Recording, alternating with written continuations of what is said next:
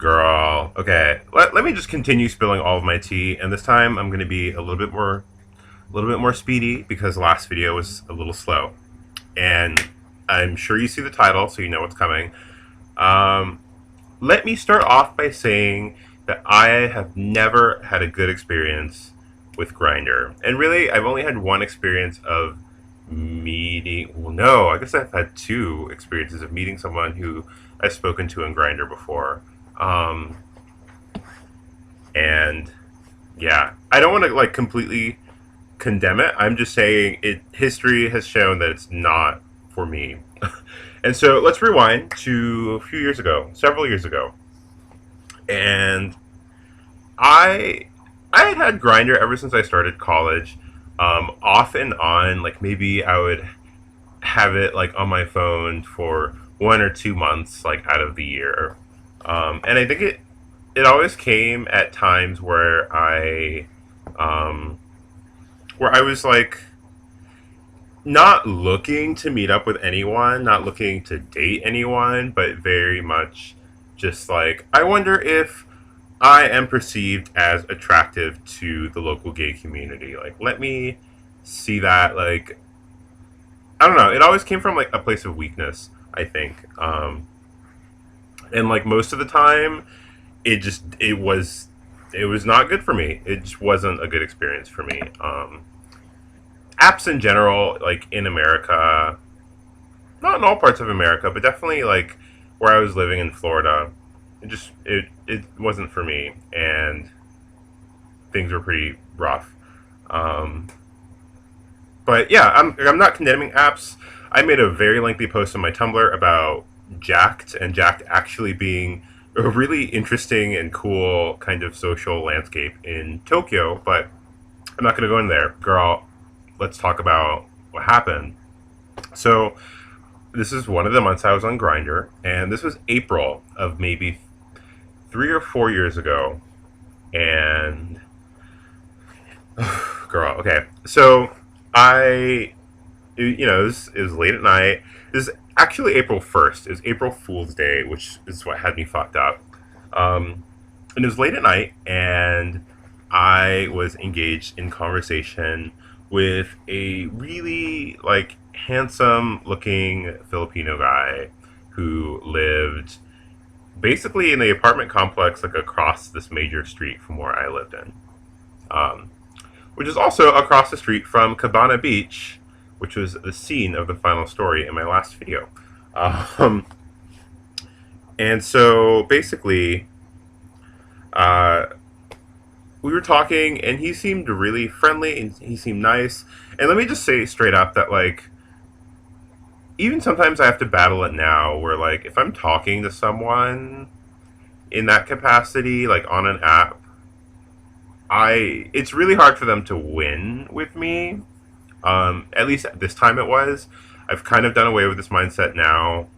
It it creeps back sometimes, but what I specifically mean is if someone's like really, really direct and they're just so blunt about exactly what they want and exactly what they need out of this interaction, it's just like I'm very taken aback, and it's like, oh my god, like this person is tactless. This person is just that's really off-putting. And then on the flip side, if someone is way more subtle about things and isn't very explicit about things, I just like lose interest. And then I just end up meeting nobody, right? And then I'll just like uninstall said app from my phone. But but this guy seemed really cool.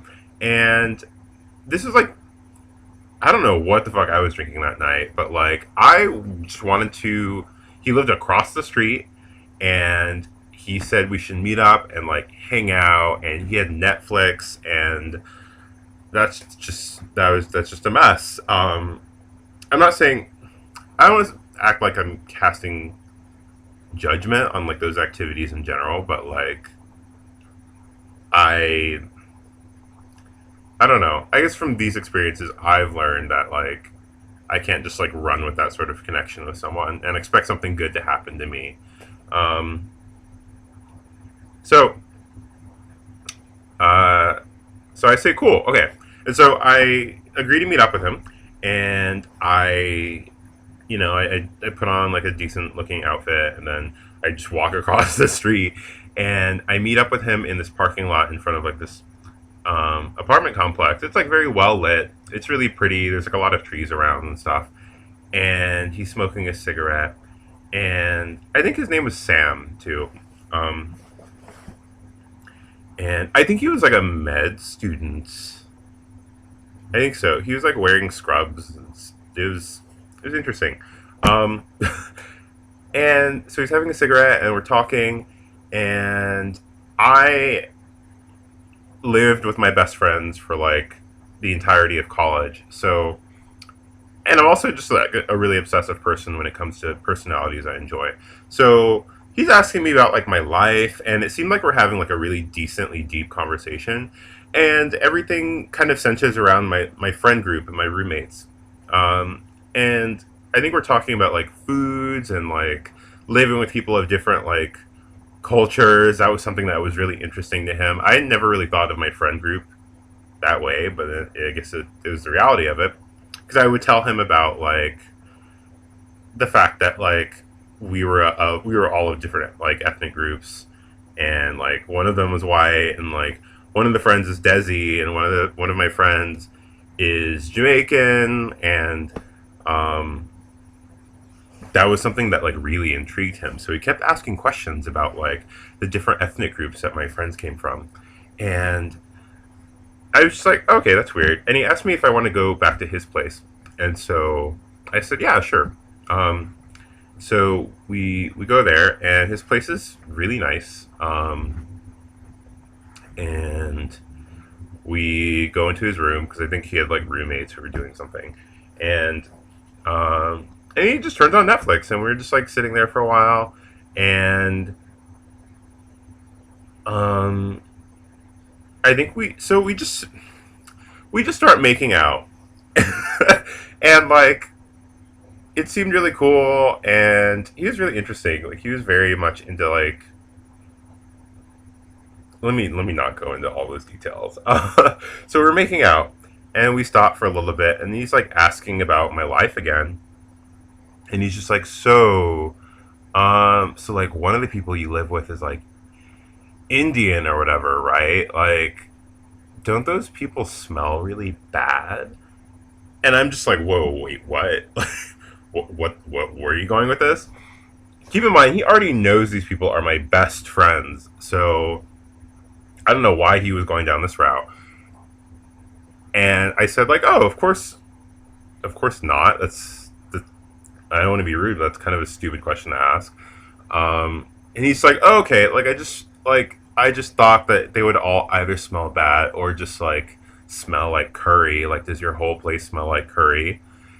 And it was just like it wasn't even him trying to be funny. Like that was the gag of it. Like this wasn't some sort of like shitty in poor taste joke. This is like genuine question, poker face, looking me dead in my eyes, and I'm just like I don't even know what to say to you right now.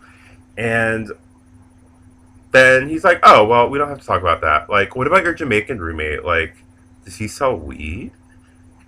And girl, when I tell you that like I got out of that bed so fast, I just fucking like I just bolt out. I think like I think some of my the buttons in my shirt were undone too, and I'm just like, bitch, I am buttoning this shit back up. And he's just like, whoa, wait, what was it something I said? Which was such a like a movie kind of cinematic line that I didn't think real people said. And I said, yes, it's like everything that you said. That shit's really awful. You're speaking about real people, and I'm not into this. And he's like, whoa, wait, I'm sorry. Like, we don't have to talk about that anymore. I was just curious. Which just had me fucked up. And so I'm already, like, I go and I, like, unlock his door, and I'm, like, ready to go. And he's just like, wait, like, we don't have to talk, like, could we at least just, like, have sex? And I'm just like, you're kidding me, right? And he's like, I don't know exactly what I said, but like we could do something. And so I just open the door and I start walking out. And then I walk out of his apartment and he's like yelling for me to like come back, and he was like apologizing, and it was very, very strange because I just don't associate with people who do shit in like that egregious manner. So I'm like walking off into the night, and girl, I live across the street, right? It's not a far walk. But I'm walking out and I'm like walking towards the front of the complex entrance so I could cross the street, and he like pulls up in his car, which is like a BMW, and he just pulls up next to me, and he's just like, "Wait, like, let me at least give you a ride back. I don't want you like walking home at night alone." And I'm like, "Girl, it's like it's like right there," and he's just like, "No, let me drive you. Like, I feel really bad.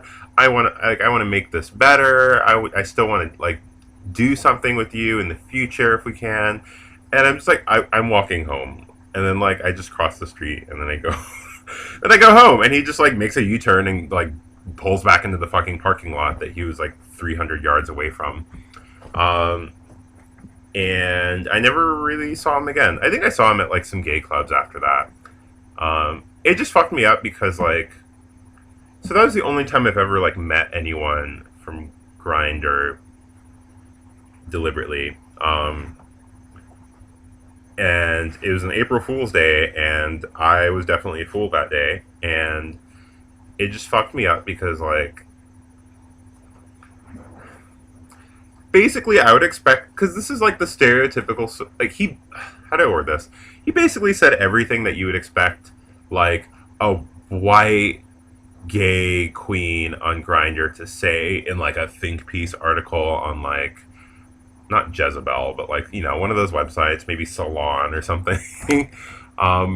But this was like another person of color, and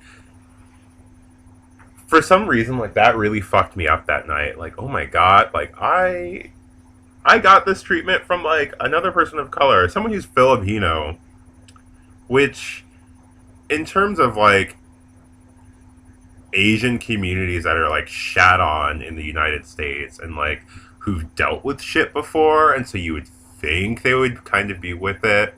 Like this one was not with it, and that just really messed me up.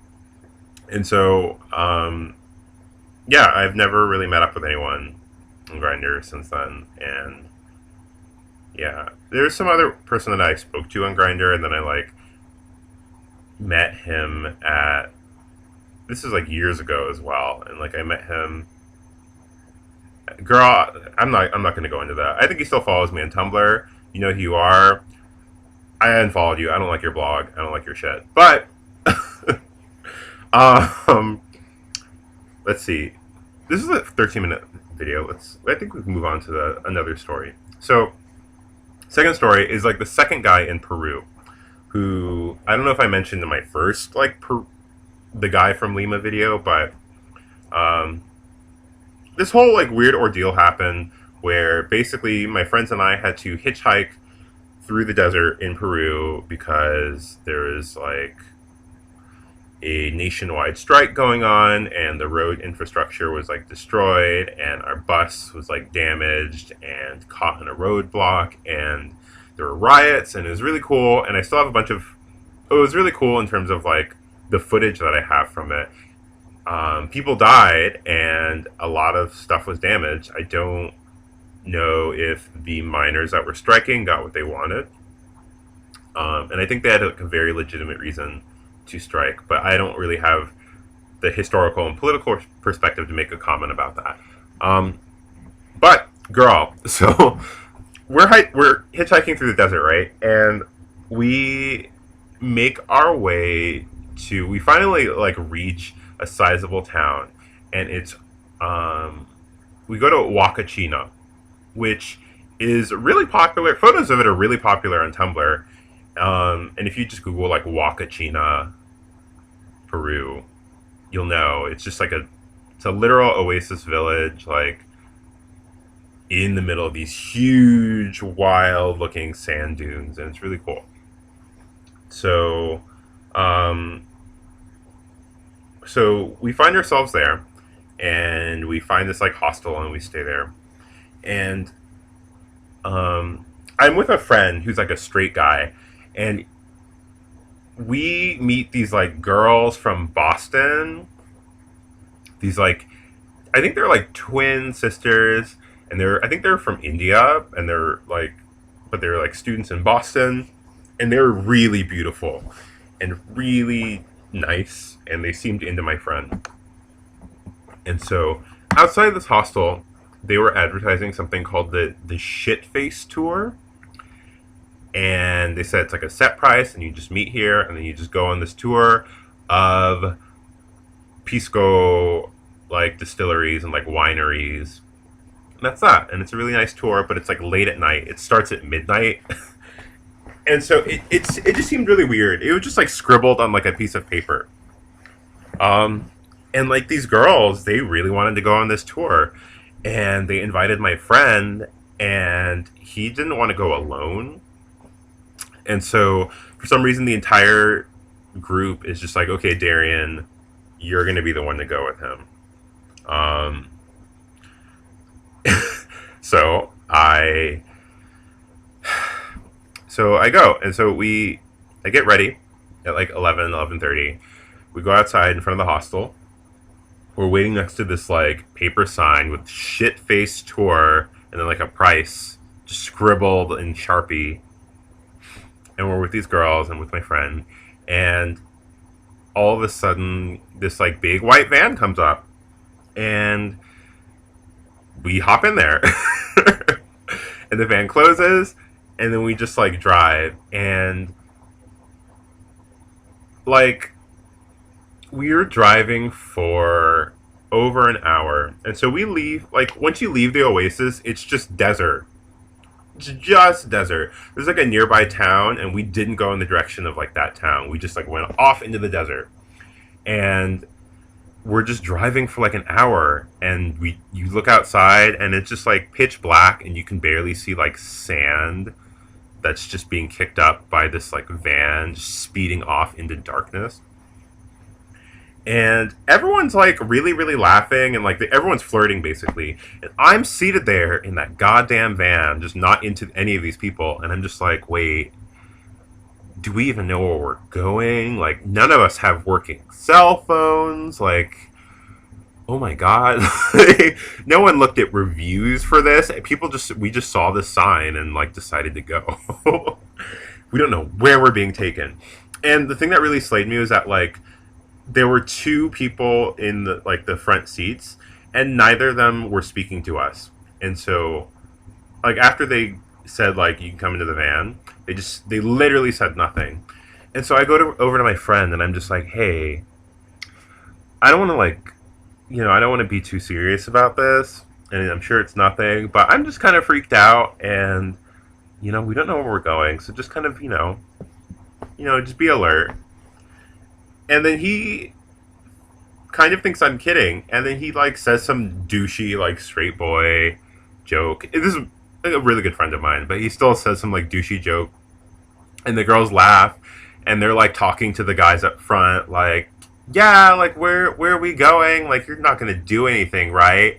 And the men just like don't say anything, and they maybe it's my like imagination, but they just looked very like a hardened, like very serious, very aggressive, compared to other people that we like chilled with in Peru. Um, like we didn't know their names, and we're just in this van with them, and um, so we're just driving, and we're driving, and when they didn't respond to them, that's when I kind of got scared. And then all of a sudden, like the van, like the driver just slams on his brakes, and like everyone like lurches forward, and the van just stops in like the middle of darkness, the middle of the desert. There's like a cloud of sand just kind of like rising up around us. And then the door opens, and then this random guy who just who seemed to know the two drivers just kind of hops in, and then goes and sits in between like the two seats up front. Not a word is exchanged, not a single word is exchanged, and all of us are just like, and that's when everyone got on my level, where we're just like, what the fuck did we get into? Because this guy appeared out of nowhere in the middle of the darkness in the desert, hops in this van, not a word is spoken, closes the door, and then we resume driving, and we're driving for another 15 minutes, and then pretty soon I see like a couple huge warehouse buildings that they're not lit up at all, and I was literally thinking like, okay, like maybe this is where I'm gonna have to fight for my life. I might die. Like this shit happens. Like we were stupid, and bad things happen to people who make stupid decisions sometimes. So I was thinking like, okay, if they like open the van and if there's someone already outside, like I'm just gonna like fucking kick them and try to just run, and hopefully I can just run off into the desert and not die and like find something. And I was thinking like, am I gonna leave my friends? And honestly, it was just like, girl, it depends. Like if they seem like they're fighting for their lives as hard as me, then not gonna leave them. But so I'm having all these thoughts, and I'm really, really scared, like trembling scared. And we're passing these warehouses, and I notice more and more warehouses, and I'm just like, oh my god, like these really beautiful girls are just gonna be like sold into like sex trafficking, and like me and this guy are just gonna be like shot out here in the desert. Like my thoughts were like this, and so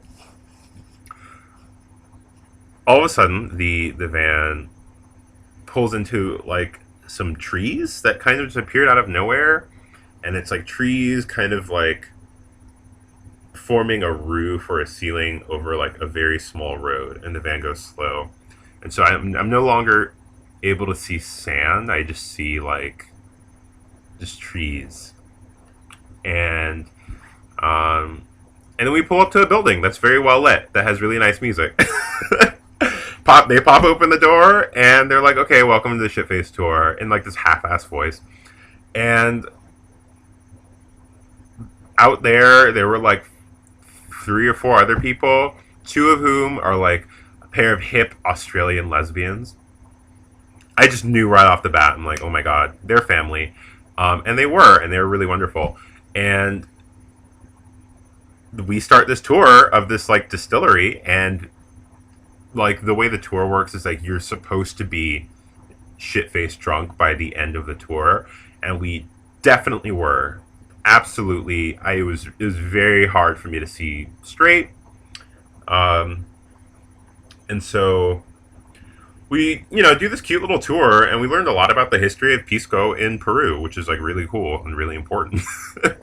It was really interesting doing that after I was literally contemplating my mortality, but that happens, and then we hop in this van and we drive back to Wakachina, which takes a really long time, and then they drop us off, and my friend is like flirting with these 2 girls, and he's like, yo, like you have to help me, like be my wingman.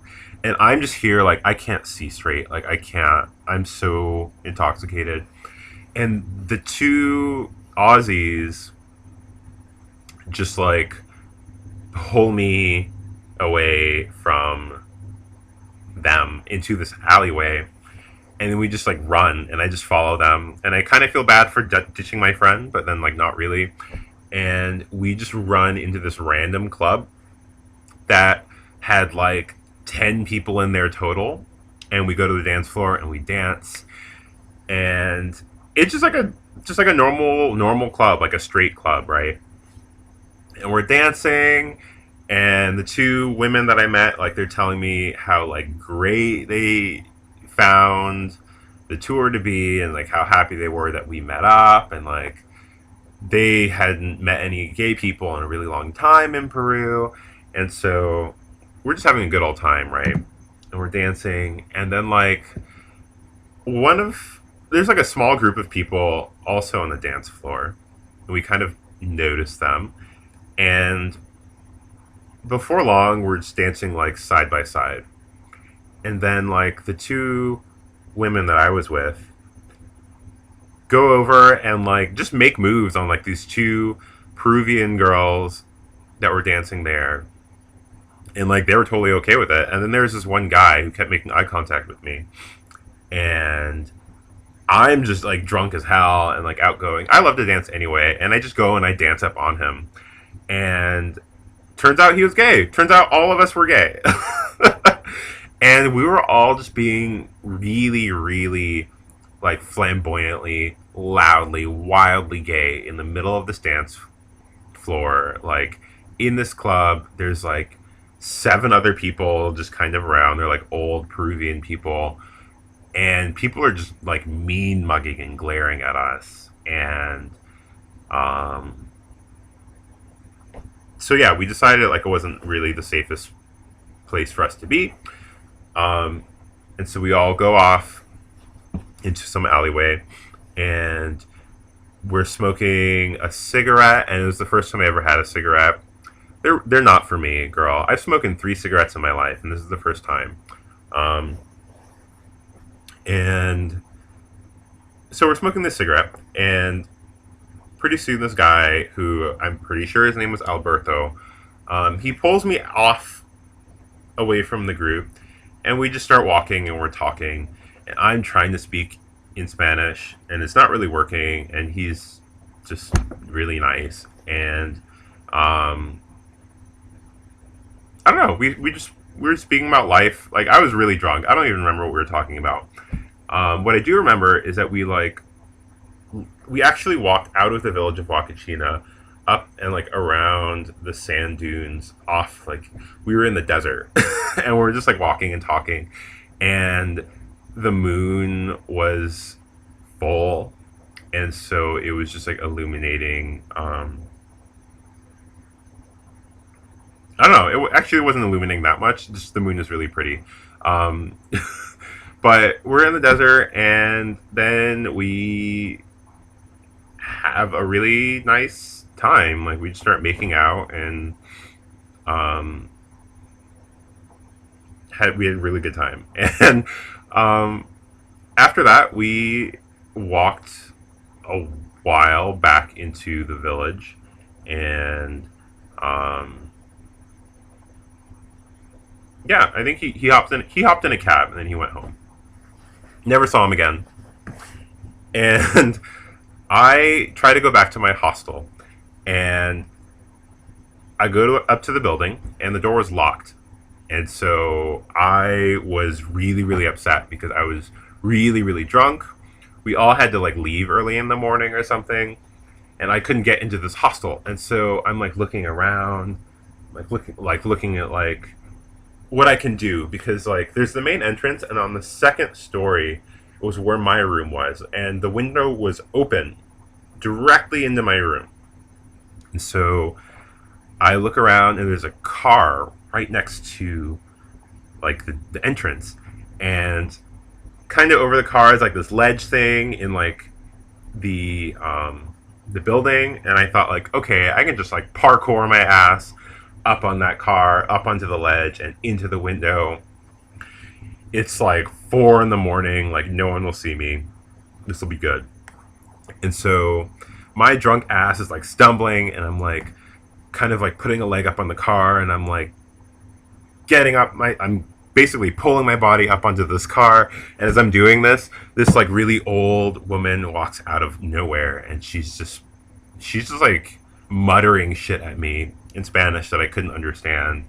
I assume it was just like, what the fuck are you doing, you dumbass? There's a doorbell right there. And she just like mutters, and she goes over and she just presses this doorbell, and then just goes back into the shadows. And then this hostile employee opens up the door, and it's like, oh, come in.